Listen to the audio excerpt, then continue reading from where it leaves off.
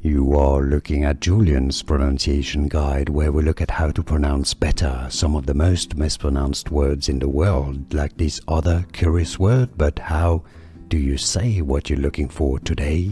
Let's learn how to pronounce this name, this preparation in English: pumpkin spice latte. That's the English pronunciation. In Italian it's normally latte, but in English, pumpkin spice latte.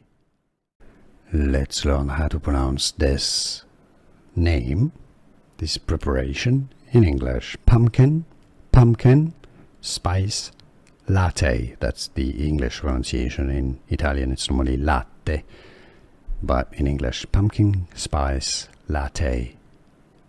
Let's learn how to pronounce this name, this preparation in English: pumpkin spice latte. That's the English pronunciation. In Italian it's normally latte, but in English, pumpkin spice latte. Here are more videos on how to pronounce more confusing words and names too many mispronounced. Like this video if you found it useful. I appreciate your support. I'll see you soon, and thanks for watching.